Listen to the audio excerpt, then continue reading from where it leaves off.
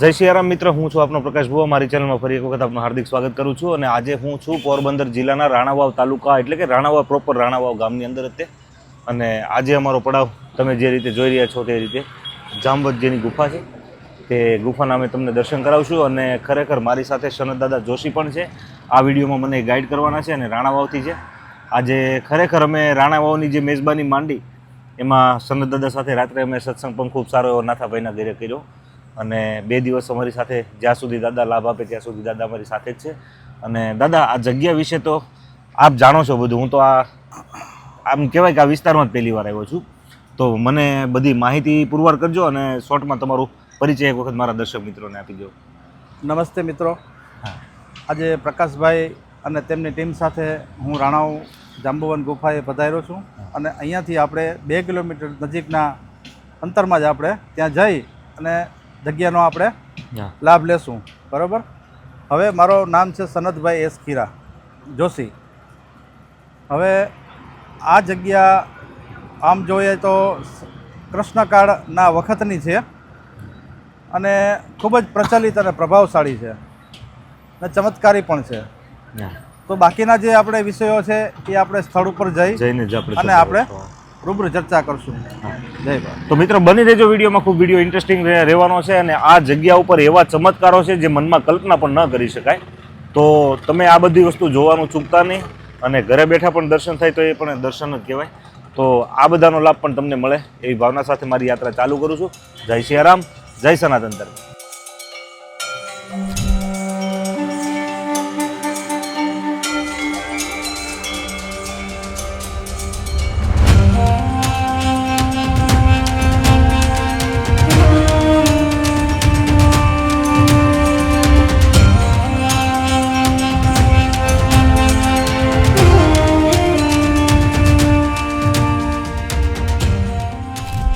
તો મિત્રો, આ જગ્યા જે છે તેનો કૃષ્ણ અવતાર વારીનો ઇતિહાસ બોલે છે.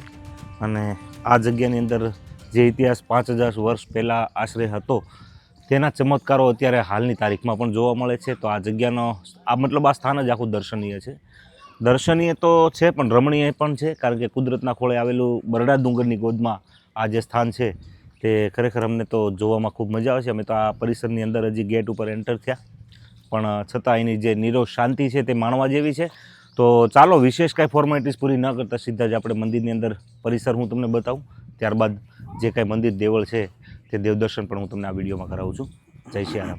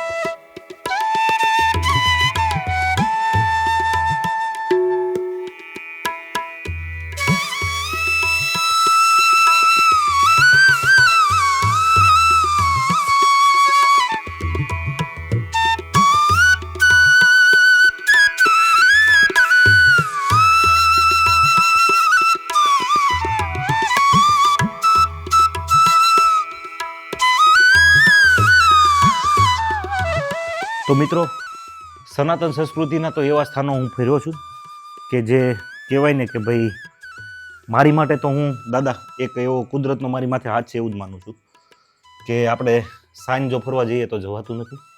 અને આવી રીતે આ તો અમારું કામ છે એટલે આવવાનું હોય. પણ આવું સ્થાન મેં મારી લાઈફમાં ક્યારેય દાદા નથી જોયું. જે આ ગુફા છે, જે એનો ચમત્કાર છે, અહીંની રેતીમાં પણ સુવર્ણ દેખાય છે, એટલે કે સોનું દેખાય છે. અને લોકવાયકા તો એવી છે જ, અને એ હકીકત છે, લોકવાયકાની વાત જ નથી કે અહીંયા ઘણા સોની લોકોને આવીને આ રેતીની તપાસ કરવામાં આવી તો કાયદેસર એમાં સોનાના અવશેષો આજની તારીખમાં પણ મળે છે. શું કામ મળે છે એ બધો ઇતિહાસ આપણે જાણવો છે.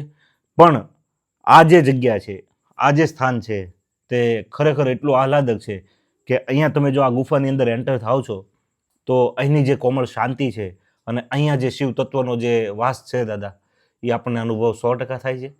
પણ અહીંયા ઓલું કહે ને કે મનરે મૂકીને તમે આવો મેદાનમાં, એટલે ખોટી કોઈ આપણે મગજની રમત એક બાજુ છોડીને આવીએ.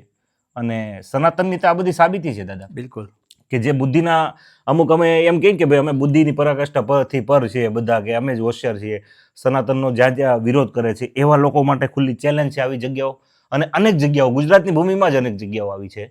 તો આ જે પાણી પડે છે, ચાલો હું આગળ તમને બતાવું. આ જગ્યાએ હું દિલીપભાઈને વિનંતી કરીશ એક વખત કેમેરો પર. આ જે શિવલિંગ છે કોઈ સ્થાપના કરી નથી અથવા તો માટીની કોઈ બનાવી નથી. ઉપરથી જે પાણી પડે છે તો તેનાથી જ તે ઓટોમેટિક શિવલિંગનો આકાર પામી લે છે અને કાયમ માટે એમનામ રહે છે. આ 5 શિવલિંગ અહીંયા દેખાય છે, એ જે પાણી ઉપરથી જે અભિષેક થાય છે ત્યાં જ શંકર ભગવાનની શિવલિંગ થઈ જાય છે. અને કાયદેસર એનું થાળું પણ આપ જોઈ શકો છો. અને કહેવાય ને કે ભાઈ જ્યાં શ્રદ્ધાનો વિષય હોય ત્યાં પુરાવાની જરૂર નથી હોતી. અને આ જગ્યાથી મને વધારે પરિચયમાં સનત દાદા જોશી મારી સાથે છે, તે પણ કરાવવાના છે. દાદા, હવે આ જગ્યા વિશે આપ થોડીક આપની વાણીમાં મને સમજાવો, કારણ કે બધી જ વસ્તુ હું જાણતો પણ નથી. તમે મને જે માહિતી આપી હતી એ જ માહિતી મારી પાસે છે. તો આપ થોડીક આપની વાણીમાં મને આ જગ્યા વિશે ઉલ્લેખ કરો. નમસ્તે, મહાદેવ હર. મહાદેવ હર. હવે આ જગ્યા હમણાં જે પ્રકાશભાઈએ તમને વાત કરી કે અહીંયા સ્વયંભૂ લિંગો પ્રગટ્ય થાય છે. હવે એ જગ્યા ઓટોમેટિક એની રીતે પાછી સમાવેશ થઈ જાય છે. જ્યારે પણ એ ઉત્પન્ન થાય છે પાણીના દ્વારા, પાછી અમુક સમય થાય છે, પાછી લુપ્ત થઈ જાય છે, એટલે કે અંદર સમાવેશ જાય. હવે આગળ આ જે જગ્યાએ એક મારી વિનંતી છે દરેક મિત્રોને કે ગમે ત્યારે આ જગ્યા ઉપર તમે દર્શનાર્થે આવો તો અહીંયા જે સુવર્ણ રેતી દર્શાવવામાં આવી છે તો એનો ક્યારેય તમે અહીંયાથી લઈ જવાનો પ્રયાસ કરવાનો નથી. ભૂલથી પણ ન કરવો. ભૂલથી પણ નહીં, કારણ કે આના ઘણા બધા પરચાઓ મળેલા છે. એટલે મારે બધાને દરેકને વિનંતી છે કે આ વસ્તુ ક્યારેય નહીં કરતા. બાકી તમે આનંદ પ્રમાણથી ભગવાનના દર્શન કરો અને આનો ઇતિહાસ તમે સાંભળો. હવે ઇતિહાસની વાત આપણે સાંભળવા જઈએ તો આની અંદરમાં કોઈ એવા પુસ્તકો બનાવ્યા નથી, કોઈ ગ્રંથો તૈયાર થયા નથી, પરંતુ લોકવાયકાને આધાર રાખી અને આપણે આગળ વધીએ છીએ. આમાં જેટલી માહિતી મારી પાસે છે એટલું હું તમારા લોકો સમક્ષ અને પ્રકાશભાઈ સમક્ષ હું દર્શાવીશ. આવી આગળ આ જગ્યા અતિ પ્રભાવશાળી, ચમત્કારી એવી આવેલી છે. અને આ જગ્યા એવું કહેવામાં આવે છે કે કૃષ્ણકાળના સમયના વખતની છે. આ જગ્યા ઉપર જાંબુવાન નામના એક રાક્ષસ રહે છે અને એમની દીકરી છે જાંબુવતી, જેના આખા શરીરમાં રૂવાટીઓ ઉત્પન્ન થયેલી છે, જેને કારણે એ દીકરીના ક્યાંય સગપણ નથી થતા. ને એવું સાંભળવા મળ્યું છે કે કૃષ્ણ ભગવાન ઉપર મણિચોરનો આરોપ આપવામાં આવે છે. ત્યારે એ મણિ શોધવા માટે દ્વારકા નગરી છોડી અને બરડા વિસ્તારની અંદરમાં આવે છે. અને આ બરડા વિસ્તારમાં શોધતા શોધતા જ્યારે એને પ્રકાશિત જગ્યા દેખાણી એટલે તરત જ આ જગ્યા ઉપર આવે છે. અને આ જગ્યા ઉપર આવતા આ ગુફાની અંદરમાં પ્રવેશ કરે છે. પછી જ્યારે અહીંયા આવે છે તો જાંબુવતી જે છે રાક્ષસની દીકરી, એના હાથમાં મણિ હોય છે, તો એ મણિથી રમે છે. જ્યારે કૃષ્ણ ભગવાનનો પ્રવેશ થાય છે આ જગ્યાની અંદરમાં એટલે મણિ હાથમાંથી પડી જાય છે. કોઈ અલભ્ય વ્યક્તિ સામે આવે છે એટલે એ પડતા આ જગ્યા રેતી જે છે એ બધી સુવર્ણ બની જાય છે. ત્યાર પછી એમ કહે છે કૃષ્ણ ભગવાન કે મને મારી મણિ પાછી આપો. એના માટે જાંબુવન જે રાક્ષસ છે એ અને કૃષ્ણ ભગવાન વચ્ચે યુદ્ધ થાય છે, જેનો યુદ્ધનો ફોટો પણ આપણી સમક્ષ છે. ત્યાર પછી એ યુદ્ધની અંદરમાં જાંબુવાન હાર પામે છે. પછી દીકરીના લગ્ન એ કૃષ્ણ ભગવાન સાથે કરવામાં આવે છે અને એ મણિચોરનો આરોપમાંથી મુક્ત થાય છે અને એ જાંબુવનનો પણ ઉદ્ધાર થાય છે. આ જગ્યા ઉપર જે આ શિવલિંગ આપણે સમક્ષ છે એ શિવલિંગ પણ આદિ અનાદિકાળથી અનંત છે અને કોઈ એનો આકાર નથી. જુઓ, તમે જોઈ શકો છો અહીંયા આ કોઈ પણ પ્રકારનો આકાર નથી, છતાં પણ ભગવાનનો આપણે તો કહેવામાં આવે છે કે એનો કોઈ આકાર નથી. નિરંજન આકાર, અદ્ભુત અદાકાર. એવી રીતે અહીંયા સામે પણ એક ગુફા આવેલી છે. ગુફાની અંદરમાં પણ ગુફા છે. એક અહીંયા આ ગુફા આવેલી છે. દાદા, એમ કહેવાય છે કે આ ગુફાની અંદર 4 ગુફાઓ આવેલી છે જી. અને એ 4 ગુફાઓની કંઈક લોકવાયકા છે કે એના વિશે મને વાત લોકો સાંભળ્યું છે કે લોકો દ્વારા જ સાંભળેલું છે. આનું કોઈ, મેં પહેલા જ વાત કરી કે ઇતિહાસ આનો કોઈ છે નહીં, મતલબ પુસ્તક નથી આની, એટલે લોકવાયકા જ છે કે અહીંયાથી આપણે જે તે સમયના વખતમાં એક સ્થળેથી બીજા સ્થળે જવા માટે ગુફાઓનો ઉપયોગ કરવામાં આવતા, જેને આપણે સાદી ભાષામાં ભોયરું કહેવામાં આવે છે. તો એક અહીંયા ગુફા છે, એ છે આપણે જામનગર તરફ પણ જાય છે. બીજી ગુફા છે તો એ જુનાગઢ તરફ પણ જાય છે, જે ભવનાથ તળેટીમાં મળે છે. ત્રીજી ગુફા છે, એનો બહુ મને આઈડિયો નથી, છતાં પણ હું પ્રયાસ કરીશ બતાવવા માટેનો, જણાવવા માટેનો. ચોથી છે એ દ્વારકા તરફ જાય છે. પણ દાદા, જો આ બધી વસ્તુ એવી છે કે કદાચ કલ્પનામાં લઈએ કે લોકવાયકા જ સમજી લો કે આપણને કોઈએ વાત કરી, બરોબર, તો કદાચ આપણને મગજમાં ન પણ બેસે. બિલકુલ. પણ જગ્યાનો કંઈક પ્રભાવ હોય છે. જેવી રીતે વ્યક્તિનો પ્રભાવ હોય તેવી રીતે આ જગ્યાના ઓરા કંઈક વિશેષ છે. અહીંયા જો કોઈ માણસ પ્રશ્નાર્થ ચિહ્ન લઈને આવે છે અને ગુફાની અંદર એન્ટર થાય છે ને, તો એ એટલો પરિપૂર્ણ થઈ જાય છે કે એને સંતોષ થઈ જાય છે કે નહીં, આ જે અત્યારે લોકવાયકા છે એના કરતાં પણ કદાચ વિશેષ ઇતિહાસ આ જગ્યાનો રહ્યો હોય. પણ આ જગ્યાની જો પર્ટિક્યુલર હું તમને વાત કરું તો દાદા, તમે જે સુવર્ણ રેતીની મને વાત કરી તે પણ મેં મારા દર્શક મિત્રોને મારે બતાવી છે. એ પણ આપણે થોડું બાકી રહી ગયું છે. અને આ ચારે, પહેલાં તો દિલીપભાઈ, આપણે જે કૃષ્ણ ભગવાનનું અને જામવંત રાક્ષસનું જે યુદ્ધ થયું હતું તેમની અહીંયા પ્રતિકૃતિ એક તસવીર સ્વરૂપમાં અહીંયા બિરાજમાન છે જ. અને શિવલિંગ તો અહીંયા ઘણી છે જે સ્વયંભૂ ઉત્પન્ન થાય છે અને સ્વયંભૂ સમાઈ જાય છે. એટલે કહેવાય ને કે ભાઈ, અહીંયા કોઈ બુદ્ધિની પરાકાષ્ઠા વાપર્યા વગર આવો અને પ્રેમથી ભગવાનનું ભજન કરવા પણ જો આ ગુફાની અંદર તમે 10 મિનિટ જો માત્ર બેસો છો તો આધિ વ્યાધિ અને ઉપાધિનો નાશ થતો જ હોય. બિલકુલ. કારણ કે આવી પોઝિટિવ ઓરાવાળી જગ્યા દાદા, અને આ વસ્તુનો જો ચમત્કાર આપણને ન મળે એવું તો શક્ય જ નથી. તો દાદા સાથે વિશેષ વાત પણ મારે કરવી છે અને જે સુવર્ણ રેતીની વાત કરી હતી તે પણ, અને આ 4 જે ક્લેવ બતાવવામાં આવી છે, ગુફાઓ બતાવવામાં આવી છે, તે સંક્ષિપ્તમાં હું તમને બતાવીશ, કારણ કે અંદર જવાની મનાઈ છે. ત્યાં અંદર એવું કહે છે કે ઝેરી સાપ ને એવું બધું પ્રવેશ અંદર અત્યારે એનો છે જ, બરોબર. તો વધારે વિશેષ રિસ્ક ન લેતા અને એના જે પ્રોટોકોલ છે આ જગ્યાના એ જાળવીને જે કંઈ બતાવતું છે એ હું તમને બતાવવાનો પ્રયાસ કરું છું. તો મિત્રો, વિડીયોમાં આપ જે શિવલિંગના દર્શન કરી રહ્યા છો તે આ એક સળંગ પથ્થર છે. અહીંથી લઈને અહીં સુધીનો આશરે 3.5 ફૂટની સાઈઝ આમ ગણો તો પહોળાઈ થાય. પણ જે પથ્થરથી ઉપર જે ખડાઓ છે અને આ શિવલિંગનો જે ભાગ આપ છે જે દર્શનમાં નિહાળી રહ્યા છો, ઉપરથી કશેથી પાણી આવતું નથી.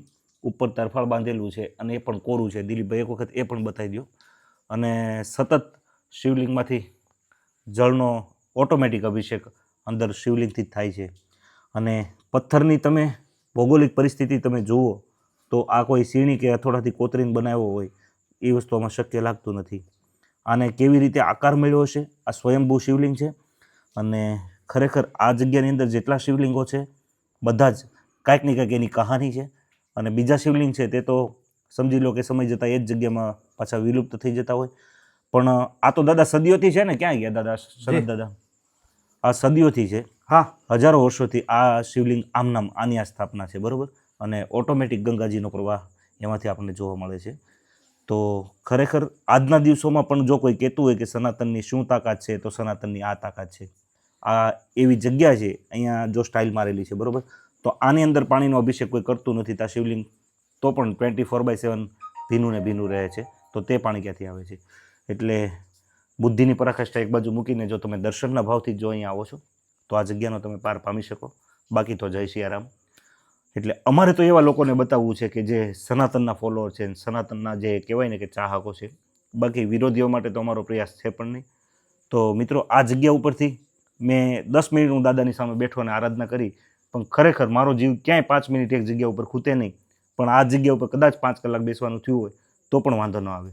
એનું કારણ છે આ જગ્યાનો કંઈક ઓરા એવો છે. અને અહીંયા દર્શનાર્થીઓ, દિલીપભાઈ એક વખત કેમેરામાં હું કહું કે બધાને બતાવો, અવારનવાર દર્શનાર્થીઓ બધા આવે છે, ગામે ગામથી આવે છે.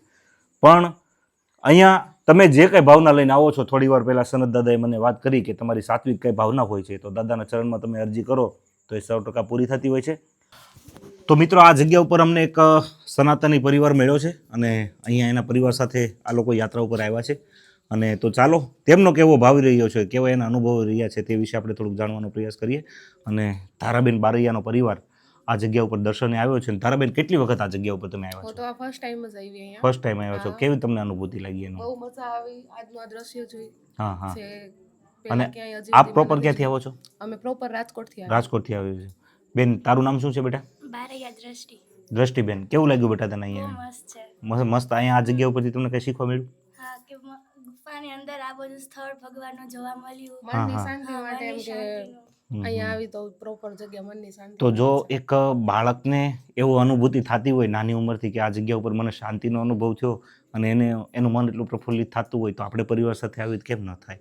તો આ પરિવાર રાજકોટથી આવ્યો છે. અમે શૂટિંગ ચાલુ હતું ત્યારે જ આ લોકો આવ્યા. અને ખરેખર મિત્રો, આ જગ્યા ઉપર આવો તો અહીંની તમને હવે જે હું કંઈ કલ્પના કરું ને તો આ જગ્યાની વ્યાખ્યા કરવી મારું ગજુ નથી. મારી ઓકાત બહારની વસ્તુ છે. તમે અહીંયા આવો તો વિડીયોમાં તો હું કેટલું દાદા કંડારી શકું, પણ જેટલો પ્રયાસ થાય અમારાથી એટલો કર્યો છે. અને હવે દાદા, આ ચાલુ ક્લિપમાં મને આ થોડીક સુવર્ણ રેતી વિશેની પણ આપ મને થોડીક માહિતી આપો. ધન્યવાદ બેન, તારાબેન, આભાર તમારો. જય મહાદેવ. હવે આ જે રેતી દેખાય છે આની અંદર દાદા જુઓ, આ બધી સુવર્ણ જે આપણે તપકાય છે ને અમુક અમુક, એ હજી પણ આજની તારીખમાં સુવર્ણનો ભાગ છે. આવે છે કે હા. આ જગ્યા ઉપર જ્યારે જમાસણ યુદ્ધ થયું હતું હા, હા. જાંબુવાન અને કૃષ્ણ વખતે, હા હા તો એ મણી છે ને એ જાંબુવતીના હાથમાંથી પડી ગયેલી છે. હા. અને એ જમીન ઉપર પડતા આ જગ્યા ઉપર જે રેતી છે એ રેતી સુવર્ણ થઈ ગઈ છે, એટલે સોનાની બની ગઈ. પણ હવે સમયની અનુકૂળતા મુજબ જેમ જેમ સમય વિસરતો જાય આ સમયના પરિભાવ પ્રમાણે એ પ્રમાણે આ થોડી થોડી એની પ્રભાવ જે છે એ ઓછો થતો જાય ઓછો છે. થતો જાય. પણ અગાઉ પણ મેં આવું કહેલું છે કે આ અહીંયા આને ખાલી આનંદ માણો હા આ જગ્યામાં, હા. અને રેતીનો પણ આનંદ માણો. આને કોઈ ક્યારેય પણ લઈ જવાનો પ્રયાસ ના કરો. નહીં કરવાના. હા, એક મંદિર ઉપર અમને જે આપણા બેઠા છે ને ગઢિયાઓ, એણે પણ એ જ વાત કરી હતી કે અહીંથી તમે જે રેતી લઈ જઈને ઘરે કદાચ તમને એમ થાય કે આપણે પ્રસાદી રૂપે લઈ જઈએ, પણ એ વસ્તુ હિતાવક નથી, એ નુકસાનદાયક છે. તો માટે જે દાદાએ કીધું તેવી રીતે અહીંયા આવો તો ખાલી આના સ્પર્શ કરીને દર્શન કરી શકો છો, પણ આ રેતીને પ્રસાદી સ્વરૂપે ઘરે લઈ જવી એક દોષ છે. કદાચ તમને કેમેરામાં દેખાય છે કે નથી દેખાતું એ મને ખ્યાલ નથી, બાકી આની અંદર હજી તમે જો દૂરથી ઊભા હોય તો જરી જેમ ચમકે છે ને તેવી રીતે આમાં સુવર્ણના અમુક અમુક ધાતુઓ, હજી કણો અમુક અમુક ચમકે જ છે કાયમ માટે. અને અમને તો દેખાય જ છે લાઈવમાં, પણ કેમેરામાં કદાચ એ વસ્તુ આવે છે કે નહીં તમે કોમેન્ટ દ્વારા જણાવજો. બાકી તમે રૂબરૂ અહીં આવીને જોશો તો તમને ચોક્કસથી એ વસ્તુના દર્શન થશે.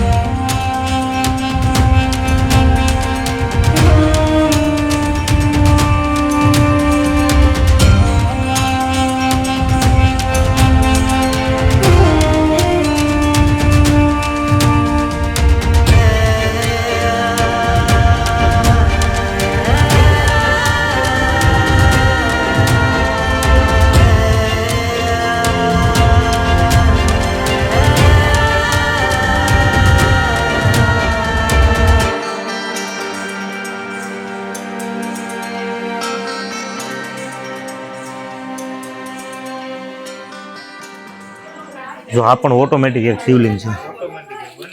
હા, આ બાજુ ઓટોમેટિક સમાવેશ થઈ જાય. સમાવેશ થઈ જાય અમુક સમય જતા. ટાઈમ પૂરતી જ.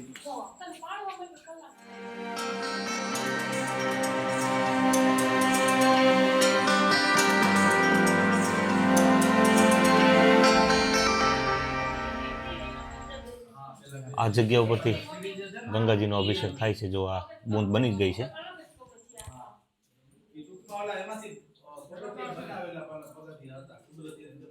આ લઈ લ્યો પછી ટપકવાની તૈયારી છે દિલીપભાઈ આવી જો એ જે બૂંદ પડી છે ને એ સીધી જ શિવલિંગ ઉપર જાય છે ને એનાથી શિવલિંગની ઉત્પત્તિ થાય છે ને અહીંયા જ સમાઈ જાય છે પાછું. હાજી આ લેતા જાઓ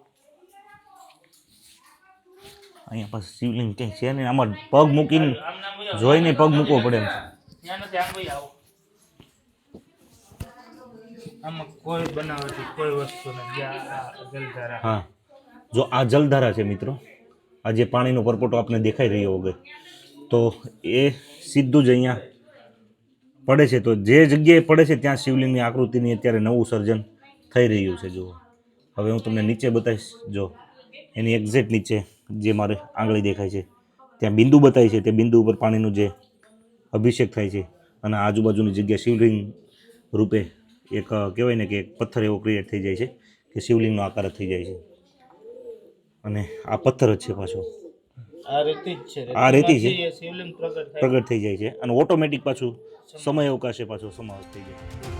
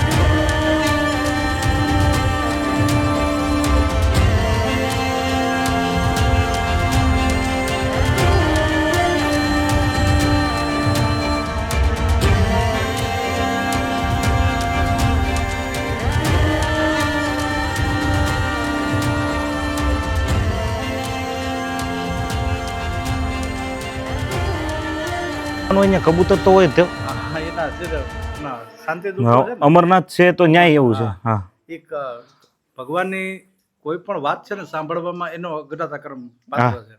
હા બાકી કોઈને હક ન થાય પો. હક નથી. ભગવાન જ્યારે પણ કોઈ પણ ચર્ચા કરે ને હા હા ત્યારે કોઈને હક ન થાય. કબૂતરને એકને જ આપ્યો. હા અને જ્યારે અમરકથા જે આવી હતી ને એમાં 2 કબૂતર જ સાંભળેલી હતી. હે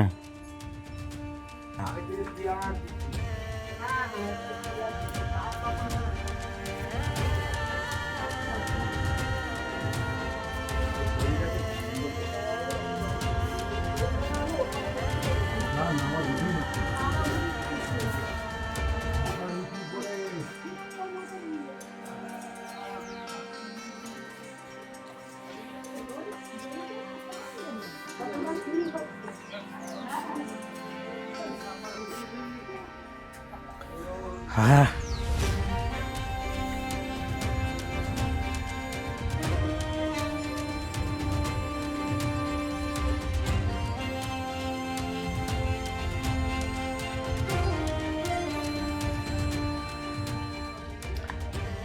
તો મિત્રો તસવીરમાં જે રીતે દ્રશ્યમાન છે તેવી રીતે સંત શ્રી રામેશ્વરદાસ બાપુની ચરણ પાદુકા આ મંદિરની અંદર બિરાજમાન છે.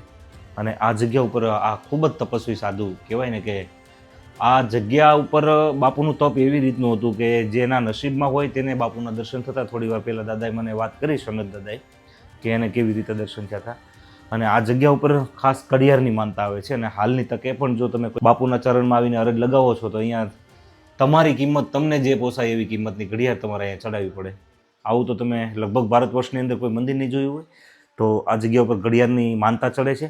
અને કદાચ કેમેરામાં આ બધો અવાજ કંડારાય છે કે કેમ એ મને ખ્યાલ નથી, પણ આ રૂમની અંદર સતત ઘડિયાળના કાંટાનો અવાજ આપણને મહેસૂસ થાય છે. જેવી રીતે કેમ પાણીનું ઝરણું વહેતું હોય તેવી રીતનો અવાજ અહીંયા કાયદેસર આમાં મહેસૂસ થાય છે.